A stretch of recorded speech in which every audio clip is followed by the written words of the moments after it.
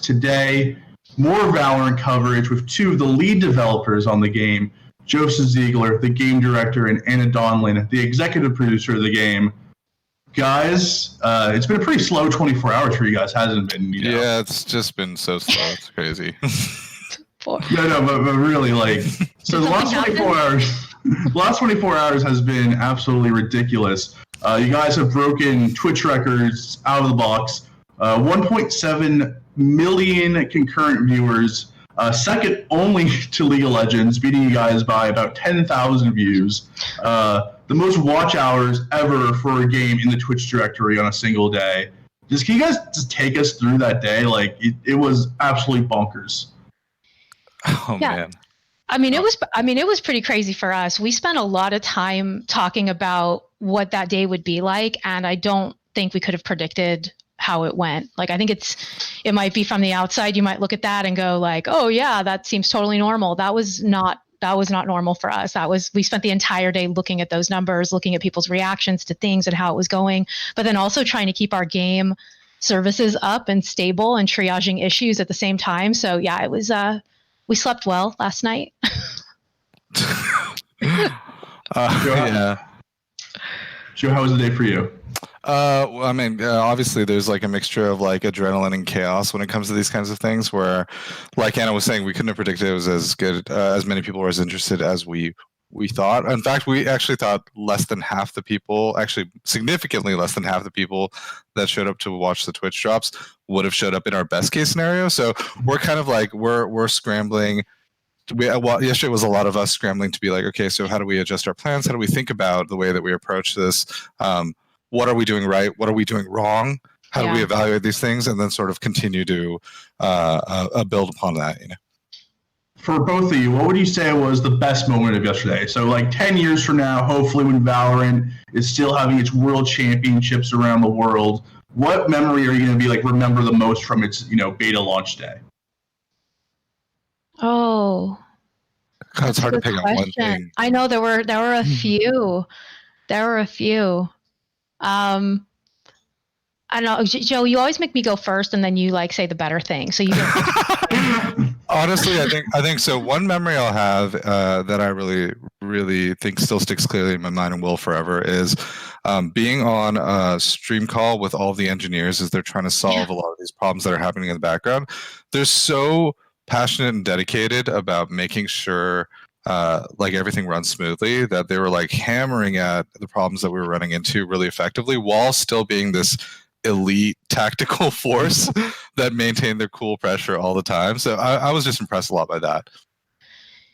Yeah, that was definitely on my very short list. I would say that, and also just seeing so many people interested in the game. Honestly, I think that was probably the most overwhelming thing, is just that moment where you realize that you've made something that people haven't even played yet, but they're excited to know more about, and that they showed up in such a big way to show that desire to understand it better and learn more about it. Like that was crazy. That was crazy. My brain can't process the number of people who actually watch yesterday, like as a concept, so it's a little tough. Yeah. So going from a lot of people watching your game to a lot of people wanting to play your game, we have to get into the discussion. I'm sure a lot of our chat is going to be talking about the drops, the beta keys, whatever you want to talk about. I know you guys are going to be discussing it more soon with a video that you're dropping later today, but let's talk about the beta drops. I know you wanted to say something, Anna. Can you just, let's dive into it. Yeah, so it won't be a video, it'll be an article, because we want to get it out quickly, and if we do a video, it'll take a little longer, so we just want to get it out soon. It might actually be going live while we're on this chat, so people should just keep an eye out. I think just a couple things are like, one, because we weren't expecting the response that we saw, I don't think we were as clear on like what gets you into the beta. And I think we want to clear some of that up, because we see a lot of people talking about frustration with not being able to get in. I will say we said it from the start, like we can't let everybody in. That's just not a reality. We have to get this game ready for launch, and there's certain things we have to test before we can open the gates. So we are still limited in how many people we can let in, and we're looking at that actively right now to see, what we can do, if there's ways to get more people in sooner. But in terms of how you get in, I don't think we were as clear as we could have been, and so we want to get some clarity around that for sure. And that article should be coming out like any minute. And then the other thing I want to make sure people know is that one, we know that there's like a bug in the UI that's showing people getting more than one entitlement. That is like more of a UI centric bug. We don't have people getting multiple drops. It doesn't affect our side of distributing it. It's not because we're the ones actually like unlocking people on our side. So we have a way to monitor for that. And so we don't want people worried about that. And then bots has been a big conversation, like a big topic. Both Twitch and us have ways to detect when that's happening. So I would highly encourage that people don't buy these accounts that are being sold online, because we will be able to detect it. And those are not the players that we're looking to include in our closed beta. And in addition to the bots, we also know that there's account farmers out there. We also have ways to detect farmed accounts as well. And we highly recommend you don't buy farmed accounts, because we are also likely to be banning them and removing them from the beta. So going off of that, people were, I think, after the whole, how do I get a drop? How long will I be able to get a drop? How long will people be able being shifted into the closed beta? Is it going to be a week? Is it going to be 2 weeks, a month? How long are people going to have a chance to get into the beta? So our philosophy really around getting people into the beta has to do with the idea of letting people in as we can support them. So if you think about our game isn't that big. We use so many analogies. Yeah. We used so many analogies yesterday. Should I use the nightclub analogy, or should I use the Disneyland? It's up to you. If we use a nightclub analogy, we have like a half-built nightclub right now in terms of how we're actually planning it to launch versus where it's out right now. And we can only fit so many people in. And the more people that want to get in doesn't change the size of the nightclub right now, because we need to test this size to get it to a bigger space, And so there's a long line now, and that long line feels bad to be in. We will keep letting people in as people leave the nightclub, if that makes sense. As we see people come in and come out, we're probably going to be adding more people in, but we can't exactly say how many people we're going to be getting in or out in any given day, because it really depends on where that level sits. So in other words, it'll keep rolling as we go through the beta. Yep. Is there a length of the beta that's been decided? Is it going to be a month, 2 months? I know you guys have the official summer release somewhere, hopefully in most regions come the summer months. But has there been, any official word on how long the beta is going to be for? I will say, I will caveat this with plans change, and I think it's important that we keep saying that, because plans do change, and our plans have to change right now because of the climate we see ourselves in, and a bunch of other factors that we need to be able to be agile and kind of like flex during this time and be able to change our plans if we need to. But right now, I think we would like to be able to keep the beta going up as close to the launch date as we can. But if the launch date pushes for any reason, then we have to reevaluate if that's possible or not. Awesome. It's not like a 1 week beta or a 2 week beta. Like we are trying to use this to get us ready to that moment, and we want to see issues as they arise over the next bit. And honestly, we've seen a lot of issues arise just on day one, so we're really excited to be able to iterate through those things and actually have a better experience when we get to launch. So.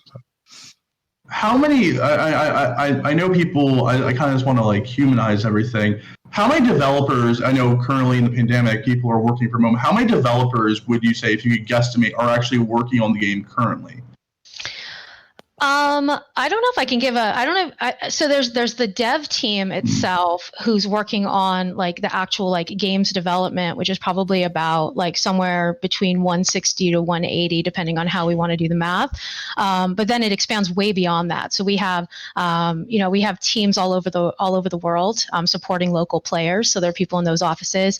We have a lot of central services groups that run our platform and things like that. So, a lot of Riot is helping with this right now. Not all of Riot, but a lot of Riot is dedicated to bringing this out. So the numbers would be hard from that perspective. But if you're talking about like core dev team working on the game right now from home, that's probably in the 160 to 180 range.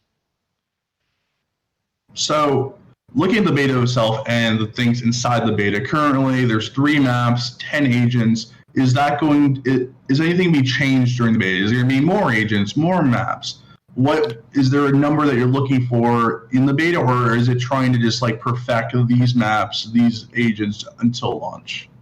So you've talked about this before, Anna, but we're launching with 12 maps, 4 maps and 12 characters. 12 maps too many. Yeah. We're launching with 4 maps and 12 characters. So there's going to be more additional ones as we get, or at least 1 more additional map and 2 more additional characters leading into the launch of, or actually by the launch of worldwide launch. Honestly, a large portion of things are going to change, because that's what we're looking for from closed beta, is a lot of feedback to change things and iterate and tinker on things to actually make sure that it's going to scale really well to the size of audience we're going to land on. So. Yeah, it's already been 1 day, and if you look at the VALORANT Reddit, people are already saying Raze is too overpowered, Sage is too overpowered, you gotta nerf this, you gotta nerf that. It's been 1 day, and you already have people saying that agents are too powerful. Yeah, I'm going to say something about that. I'm really glad that you brought that up, because I think I think we all kind of look at that from a different perspective, even on our own team. For me, I think we've been developing a lot of characters for a long time, and like this moment where players are starting to do that is going to be reality for us. Like that's what happens when you launch a character in a game. And this is a reality I think our team needs to start feeling and experiencing and feeling good about, but also know how to respond to, because I think we've been in our own little bubble for a while, and now we gotta build a different muscle around like how to talk to our players and respond to their feedback. So yeah, I mean, I think we were all expecting it. Also, Sage is a little strong, not gonna lie. Yeah. Her wall is ridiculous. Yeah, we're definitely looking at like sort of how the characters are being played right now, and doing a lot of analysis to figure out if there's any adjustments that need to happen across different characters we go through. Obviously, people playing and giving us feedback is the best way for us to actually get to the truth of where we want to balance that character. So yeah, it definitely seems like people are asking, how is the nerfs and the improvements and the buffs and everything? League of Legends, you have it every 2 weeks. Is it going to be similar to VALORANT? Oh, for the balance cadence? Yeah, the balance. Yeah. So we are looking to balance as aggressively as we need to, whether it's 2 weeks or whatever's required for it. We just like with any our service on League of Legends, we're ready to hotfix things if we need to in order to fix them, and we're also ready to do regular balance patches if they need to. So it really depends on the severity of the thing that we see. If it's something that's super not what we intended, we might do a hotfix to fix it really quickly. Or we might wait until a patch cycle to actually do something that's a little bit more bundled for a series of things that aren't as disruptive. Yeah, and I wouldn't use the cadence that you see in the closed beta as an indicator of what our live cadence might be. I think our closed beta cadence is what we need to perform a successful closed beta. I don't want people to watch that and go, oh, so it's going to be this many weeks or that many weeks. Like, I think that we're going to use this to kind of test that cadence out. Absolutely. So the new map Split, I kind of want to get into a little bit. Can you talk a little about what that map brings that the other maps haven't brought before, and just kind of an overview of why this map was created and why it works? Because obviously, with Haven, it was the 3 bomb sites. With Bind, it's more of a traditional map. But with Split, can you just talk about what that map brings that the other 2 don't? Yeah, so Split is Split is a map that's sort of based on a split mid territorial control as a concept. And so instead of taking the idea of having a strong mid or having no mid, which is the other 2, this map actually sort of beckons the question of like what happens when there's sort of 2 different control pieces of mid, and how do teams organize around that? It also plays with elevation slightly more. If you notice, there's like towers inside of the map, and so the consideration of how you utilize elevation is a lot more important. It's a deeper map than most people think. It's going to be very interesting to see how it scales with players. Yeah, the ropes. I mean, just from the ropes and the attachments and the sliding down and everything, it brings a new mechanic to the game that I found interesting. As a low-level player myself, not a CSGO pro at all. So, obviously, Split, and then our new character, our new agent, Raze. Can you talk about that? Talk a little bit about her grenades. I know a lot of people are saying she's overpowered, too strong, too much power, too many things in her kit. Sounds very similar to League of Legends characters. Talk about Raze and what she brings to the game and why she was included. Yeah, so Raze is actually one of our surprisingly oldest kits that we've actually worked on for this iteration of Valorant. What's funny is she's gone through many different iterations, but her most recent iteration still has pretty much the same abilities as we had when we first designed her, which is really cool. She's actually one of Anna's favorite characters. Just a side note. Great. Now they're going to send all their hate at me. I know, exactly. It's like, Anna loves this character, so she's broken. No. The funny thing is, so basically what she brings to the game is basically pressure. So when you're assaulting a site, she punishes people who are a little too, how do I put it? A little too defensive in that sense.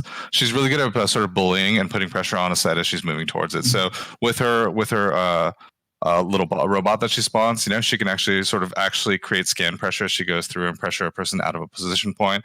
With her grenade, she can actually flush anybody who's like sort of hiding in a location, and her rocket launcher does that same thing on a much more epic level. And her boost or her C4 satchel is really good at boosting and also sort of just flushing a short corner location.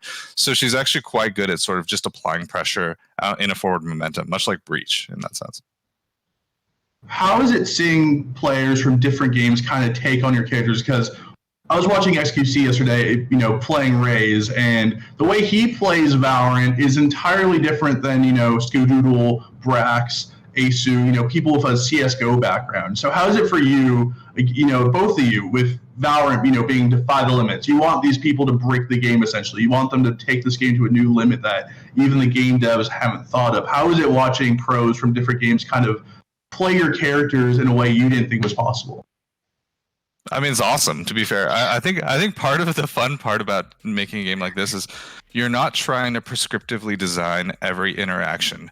What you're trying to do is create a sandbox that has some rules to keep it sane, and then trying to see what players can do with it, what kind of strategies they can create, what kind of tactics they can create, and really sort of push the limit of what we even think the game is capable of. And when we see all those things, we get extremely excited because we're like, oh, I had no idea you could use those two things in combination, or like that could occur, or even that strategy would work right. And different players coming from different areas only enhances that, because they come with different concepts of how to apply strategies to the game. And it's super cool to see, I will say. Yeah, I think it's awesome. Like even when we invited, you all in just before we went into closed beta, I remember we were already starting to see stuff that we were like, wait, you can do that? Like wait, what? Like what, that's possible? Like, and I mean, that's fantastic. Like watching players like take ownership of the game and start to turn it into their own thing, and then adapting the game to that kind of like want and way of playing is like, I think we've been waiting for that moment for a super long time. We've been playing our own characters for a very long time, and it's against the same people for a very long time. If it's good to see it get, we say we want you to break our game. It's like, we mean it. Like, it's not about breaking it because we want to look like we failed out there. That's not what we mean. It's like, show us what this game actually is so we can start building it better for you. Well, I'm sure you guys aren't going to tell me about the new agents, the two other agents coming to the beta before the launch. I kind of want to I know. Looking at the diversity of the countries used so far, you have America, we had Brazil of Raze, Sweden of Breach. Can you give us any countries of possible new agents? Because I know you guys want it to be a global game. You want to have agents from all around the world in different regions. Can you give us, a country or two that possibly the new agents will be coming from? Ones that are currently not represented in the roster. Oh. Exactly. Just start subtracting the countries from what's exactly there. Yeah, I mean, I don't want to do that, because I think people could start trying to like think about like what that could actually mean, and then we might disappoint them if we show up with a very different interpretation. So I want to avoid like the details, but I will say that being a global game is actually really important to us. Like we want to be able to talk to and support players from around the world, because we even just in the closed beta, we're seeing where our audience is showing up in the parts of the world that we're addressing. And I think that's like, we want you to feel represented in our game. So, our character cadence, our agent cadence isn't going to be able to like necessarily keep up as quickly as people might want, but we definitely want to get as broad coverage as we can, because we think that just makes the game even cooler. Yeah, I tried my best. I know. I'm sorry. We answer a lot of questions. Commendable. You gotta be cool. Like we answer a lot of questions. Yeah. We do. It's fair. We now know there's 2 more agents coming in beta, so that's exciting. Another map. That's really cool. Looking at the different characters, obviously the agents, most of them are human-like. Breach is a cyborg, and then you have Omen, who is something. He's a shadowy figure, and I kind of want to get into that because obviously agents, operatives, more human-like. Are there going to be are most of the characters going to be human-based? Are there going to be demons? How crazy are the agents possibly going to go? Or do you want to keep it more, less, wizardry and high fantasy, and keep it more modern and tech-like? So I think we're going to start here, because I think this feels really good to us. And I think we have a lot we can do just in the space that we are, currently living in. I don't think we need to expand too much further to feel like we have a lot of ideas that we can bring into the game. So I think we're going to stick here. But if you look at the agents a little more closely, you'll notice that some of them have like innate abilities, and some of them have the abilities in the weapons that they use. And that piece of things is something we'll probably start to expose to players a little bit more after launch. But that difference in like how, like, are your abilities something you have as part of like your physical makeup, or are those abilities something that are infused into your weapons? Is something that gives us, I think, a good amount of flexibility in terms of like how broad we want to go one day. I also think a big part of it is really thinking about like our hitboxing. We want to keep pretty tight and sort of consistent across it, so that your aiming is always being trained the right way. And it's going to be hard to do majorly different shapes for things inside of the game when it comes to players without giving players either a disadvantage or an advantage. Like the odd job problem is a classic example from GoldenEye, where if you create a character that's too small, then aiming being able to evade is too powerful for that character. They become imbalanced. So for us, I think when we're talking about character design, we have a hitbox that looks human-like. A lot of our characters are probably going to be in that same space. The dreamer and the designer. I'm just saying, gameplay matters. Exactly. You don't want a Malphite-like character where people are complaining about hitboxes and everything like that. Yeah. And kind of going off that, the dreamer and the designer and having to make it practical, let's move on to more of the cosmetics of the game. And I got a lot of questions from people saying, where are the skins? We know we have the gun skins. We have for all the guns, you have the buddies and the different kind of gun colors and everything, but people want to know, when can I make, where's my, beach Phoenix skin, or my hockey, skin for Rays? Like, are there going to be skins for the characters, the agents? Can you talk a little bit about the cosmetics? Yeah, so I think like it is going to be like most important for us that the competitive integrity of the game remain what it is. Like it's more important to us than most things, and it's required our team to get very, very creative in how to create content for players that they're going to love and want to actually spend real money on, that doesn't come into conflict with that. We think those are really fantastic challenges to give our team, but they are challenges. And I think for character skins, because I think that's what you're talking about, like agent skins mostly, we have gotten a lot of questions about agent skins, and we would love to do that. But I think it also is one of the things that could most break the game if done wrong, and also could be perceived to be breaking the game, even if we believe we did it well. So I think we're going to have to be super careful in that space. So for us, it's going to be a bunch of prototyping and probably even some testing with players to see what we're seeing before we would ever commit to agent skins. Awesome. But, I want pool party Phoenix. Yeah, of course, everyone does. That'd be awesome. Another question here from Gen Z's Tina, pro Fortnite player. She was asking, will there be a skin market? Will trading be allowed of the different, skins and everything inside the game? Do you want me to answer this? I do want you to answer it. No, we don't plan to have a skin market or trading. A big part of it is actually there's a lot of things that we'd have to build from a like policing standpoint to help players make that actually positive experience that we don't have anything built for right now.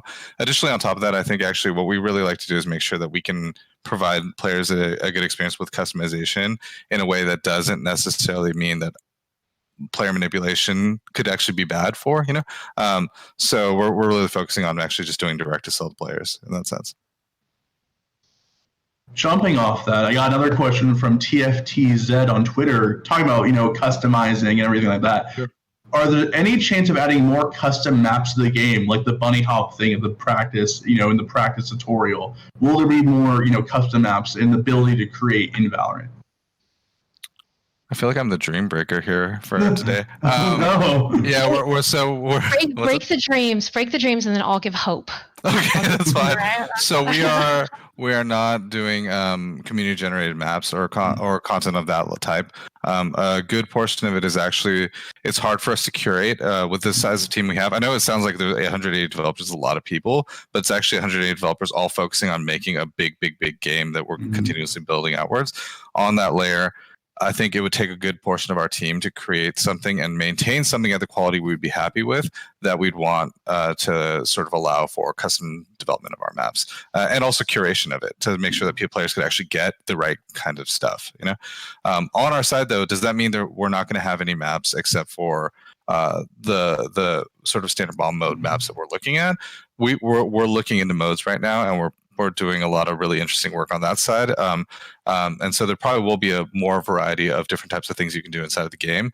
But our dedication to our competitive space is definitely in that bomb mode space, and we'll be making more maps and more characters for that as well. Another question. So you bring hope, Anna. You want me to bring hope? Okay. Bring hope, please.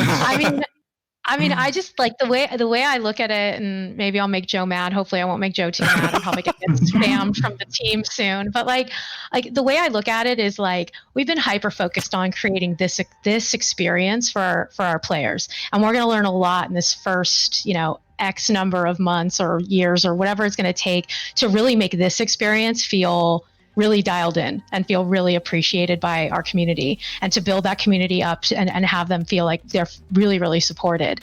Support can come in a number of different ways. And if this is something that players are going to want, then there is definitely a moment in time in the future where that's something I think we would want to be able to consider. It's just the focus right now has been on making sure that they love the game first before we hand it over and support it in that kind of way. All right, so there is hope. There's a little bit of hope. There's like a little light coming through, just a tiny bit. A little tiny light. Okay, here's a question I don't think there is a negative answer to, so everyone can get hope from this one. I got this question on Twitter. How is there going to be an agent cap? What is your thought process of releasing agents into the wild? Is there a magic number that you guys think about stopping at? Is it things of a weekly agent, a monthly agent, a bi-monthly agent? How many agents do we expect to have in Valorant? We're not ready to necessarily nail down exactly what our cadence for releasing new agents is. Our goal with releasing new agents, though, is really that we don't want to release them so fast that basically it becomes hard to adjust to the game. That's a huge problem with creating too much change inside of the game. But we don't want to take so long that we can't evolve the game at the pace that we think is really important to do so. So when we actually bring it to live, I think it'll be the right pace for, and of course we're willing to iterate based on player feedback on how we develop that pace. But the team is built to scale or slow as needed. So as we kind of stabilize and see kind of like what is the right cadence, we can definitely ramp it up or slow it down as needed. This question comes from Cisco on Twitter. He asked, will there be a vote kick system? He's saying he's already had a few players in his games that have disrupted his enjoyment of it, saying offensive things. Will there be a kick system in the future? I'm trying to think. I'm sure we have that problem on our backlog somewhere. I don't know exactly what the feature is, whether it's a vote kick system or if there's other systems in there. But we do have a series of what we call we call them disruptive player I think just out of player like solutions that we're actually looking at right now in features that'll be rolling through both closed beta and worldwide launch. So they should help that situation where if you're coming across a player who you feel like you need to give feedback to, then I think we can. Then I think there'll be the systems to support that. A hot question in the chat is, will there be agent bans as the cast grows and go into the 20, 30, 40 agents in the game? Will there be bans that are to curate and to kind of make sure there's more diversity in the gameplay you see? So it's funny actually because we didn't start with bans because we wanted to see actually if the strategy of play needed bans. I think a lot of people have come to expect bans as sort of like a standard instead of like draft games or even ranked and things like that sort. For us, what we want to do is see first with the character set that we have or the agent set that we have, what kind of strategies are developed, and then if banning is beneficial as a concept to creating some level of meta strategy about how you pick those characters. Oftentimes bans are ways for us as developers to give players the tools to kind of influence the strategies that exist inside of the game. We don't know if our game is there yet, but I'm sure at some point we're going to consider whether or not we need it. Branching off that in the bans and comparing it to League and everything, you talked a bit about the map rotation. Instead of map bans, you're going to have rotating maps. Can you just discuss that a little bit more? So right now, actually, we're releasing with 4 maps, and you will be basically rolling. Right now, we randomize those maps for you. Part of it is we want to get everyone exposure to all the maps before they decide whether or not they'd like or dislike a particular map. Right now, we have so I can't talk exactly about what our plans are for the future with maps, but I can say that we're going to have more maps in the future. And what we don't want to do is overwhelm players with the amount of maps that we're giving them. So there might be mechanisms if we find it necessary to actually reduce so that players can focus on specific maps for competition. Currently in the game, when you load in, it's a free-for-all. Everyone's picking the character as fast as they can. Phoenix means rushing for that Phoenix, everything like that. When we move into more of as the game grows and it turns, is there going to be a drafting system? How is that going to look like? First of all, why you got to pick on Phoenix mains? Phoenix mains are awesome. Everyone wants to play either Phoenix, Raze, or Jet. Everyone wants to make the highlight play. That's true. They're real makers. Sorry, I totally forgot the question because I was focused on that comment. How is the drafting system going to work? Because right now it's rushing. It's there's everyone rushing. Yeah. How is it going to change as the game progresses? So the picking system, we have some iterations on it inside of our internal build. I don't know if we're ready to share the specifics of the design yet, but we have actually recognized that problem of like there's a race condition between all the players to be like, hey, I want to pick my favorite character. At the same time, we also know that we want players to value the diversity of the character set and actually pick things that help complement their team. So we're working on a few different ideas on how we can make that pick process a little bit better for players. So this statement is probably, I'm hoping it's not too dissatisfying, but I think it's I think I have to think about it from this perspective. Like there are a lot of features we could put into this game, and we've just went through a few of them, and I think they're probably long term the right features for this game. Some of them maybe they'll come in a different package than what we see in existing games, but the problems are probably still the right problems to solve.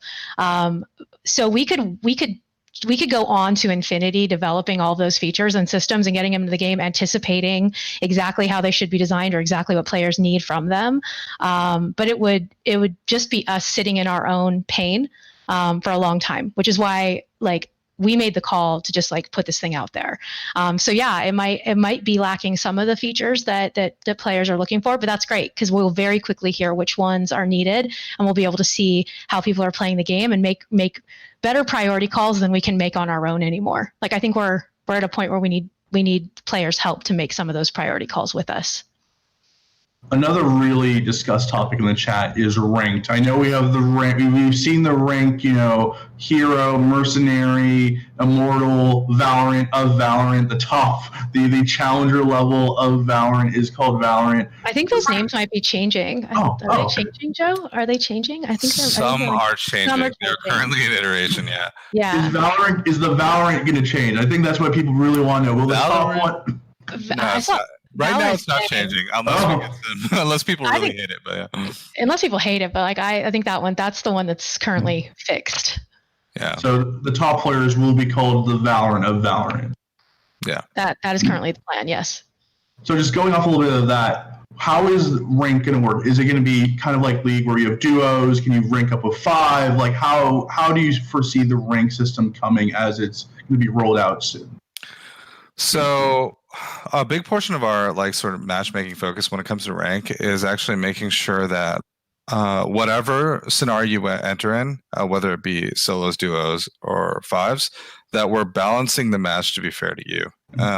The complicated part with that is I think a lot of systems before have separated all those problems and said, hey, here's all these problems that occur. Like, for example, if you're solo and you come across a 5 stack, or if you're duo and you come across a 5 stack, you're at a disadvantage. There's a lot of stuff that actually we're doing in the background to sort of understand that problem set and meld it together. Because the other problems that we're trying to avoid is that you never want to queue as 4 or 3 because you feel like you're going to be weighted against you by doing so. So scaling from a 1 to 5 man group is really important problem in my opinion to make all group sizes feel good for entering ranked when they want to compete. That is something that we're iterating on and making happen in the background. I can't exactly say how the mechanics of rated work beyond that for now, partially because I don't want to pollute people's minds, and also we're going to be bringing it online in a couple weeks anyway, so we want to actually see how people really engage with it. You will get a rank. You will get a rating. Your rating will be based on on your performance inside of games as well as the outcome of games, largely based on the outcome of games, because we really want to focus on players wanting to win. So winning is going to be the most important thing, just for anybody. And from there you'll iterate up and down based on what your performance and your wins look like. So. You probably won't be able to answer this, but I have to try. As a League of Legends player, as someone who's covered League forever, I think the number one thing people are against when it comes to League of Legends ranked is the promo series. People just think it's a waste of time, that it's exam driven. Can you give us a hint, or can you tell us if there will be promo series, to rank up in Valorant? We have no plans for that currently, in terms of a promo series, kind of thing. I can't say that there is not going to be some sort of rank up thing right now, but we're so early right now in terms of understanding our rating system that it's actually pretty straightforward when you actually play it. It's just going to be there. So we hope to have players go through that experience and give us more feedback. If they want a promo series, they can tell us, or if they don't, they can tell us that too. And we'll definitely be listening. So jumping off of ranked, I think obviously ESPN Esports, we have to ask about the possible esports scene, almost guaranteed esports scene. When you guys say this game is going to be competitive, you want the highest level of players playing it, there has to be an esports scene. How do you foresee the esports scene in Valorant? I know you talked a little bit about Dr. Lupo, but if you could, talk a little bit about it more. I'm like, Joe, you've answered so many questions, but you should probably answer this one too. So I'm just kind of hanging out listening to Joe talk. It's nice. I think just taking a break. Yeah, I mean, I think Joe should probably go into it in a little bit more detail, but I will say that it's an esport is something that grows from a game, and I think that we're going into this hoping and wanting this to be an esport, and a really big esport if that's what the community is looking for. How that esport is shaped, how that's something I think we want to do a little bit more grassroots, a little bit more organically, but yes, there's a ton of interest already, and we're interested in scaling it. I just don't think our plans are such that we can say this is what competitive esport of Valorant is going to look like and coming now. Yeah, Anna nailed the motivation there. I think we really want to make sure that this is an esport that can grow with the players that are really interested in that competitive layer of Valorant. And honestly, making it like sort of growing an esport these days is a lot more complicated because esports is so big these days. There's so many different partners to work with. There's the organizations that typically you see inside of esports in different games. There are brand new players who are coming in. They're with high competitive motivation. There's high level players who are in there, and we want to make sure that we're balancing all those different pieces to build the right esport that players want, and that they're going to enjoy and have a sense of sort of that motivation to engage with. And so that's going to take some time to roll out. Right now, there is a team working on it, and that team is in meetings like 24/7 right now, talking about different pieces of this. And we're very tightly connected to them. So for us on the development side, as well as for them on the esports side, we sort of marry together when we're talking about some of these competitive layers of the game. And then we go back and forth about what we want to see, both in competitive and how that translates up into the highest echelon of play. Awesome. Another question from Twitter from Lanzo asking, what's the inspiration behind Valorant? The game kind of looks cartoony, future FPS world. What was the inspiration for the design of the game? Oh. That's, I swear, like the funny thing is I think I answered this question somewhere before, and I'm like trying to I feel like we've successfully not gotten this question for a while now. There's a lot. There's a lot of inspiration. I think honestly there was like an amalgam of different things that sort of kind of came in play. Some of it is like super pop culture-y stuff, where we really enjoy a lot of different types of music and pop culture pieces and art on our game, on our team in particular. I like to make the joke that, Tom, who's our senior brand manager, is totally a hipster scene kid, but he's not the only guy who sort of has an opinion on the space. Nottingham's a little bit of a butterfly too, I'll say. Yeah, our creative director for sure. Yeah, I think it started. I think there were a lot of conversations around like, what should the art style look like, and what world are we in, and all those things are really important, but they were always so secondary to what should this game feel like to play, like that. I think once we were ready to know what that was, and we started having really, really good conversations and deep conversations about what is this world and what is this art style and what do we want it to be aesthetically. We had a bunch of different people on the team who are bringing a bunch of different types of taste and approach to the equation. So it's been exciting to see it kind of come to light. I think stylish, modern, those are words that I enjoy. Yeah, and honestly, like I think the connectivity there is really like, I think when you play Valorant, sometimes when you pull off a really awesome clutch, or if you do this amazing team strategy that works out really well, you just feel really cool, really stylish in that sense. And so what we wanted to do is see if we could elevate that feeling into sort of where the character space was to a certain degree. And so that was a lot of the genesis of why the art style sort of came out to be the thing it is. That alongside of all the crazy technical constraints that we put on them and gameplay constraints that had to do with making sure that we service a large amount of players while also making sure that the game stays readable, clear, and super easy to like sort of navigate from an art standpoint. And they did an amazing job. Yeah, I think it's stylish. Thanks. My favorite game of all time is Persona 5. So I actually had like Persona feelings when I first played it. Like it's a very slick game. Bouncing kind of off of that, the pop culture and everything and what kind of created from it. I think one of my favorite things about Valorant is the music. I mean, I know people in the boot camp were like asking or demanding for a soundtrack of this game. Is there any plans on releasing a soundtrack, is there going to be more music added to the game as we, barrel towards the launch? Yeah, we will definitely continue to be developing music and thinking about music as we move forward, especially seeing the response to it. I know we're all huge music fans, and we think about music and how music actually helps sell the attitude that we're going for with this game and the feeling we want you to have as a player when you're playing it. So we will definitely continue to invest. Whether or not we release a soundtrack or not, I think it's probably too early to know that. But I think that similar to League, actually, like players really get invested in those types of things. We're actually very invested ourselves. So yeah, we will definitely find ways to not just continue to develop it, but continue to share it in some way.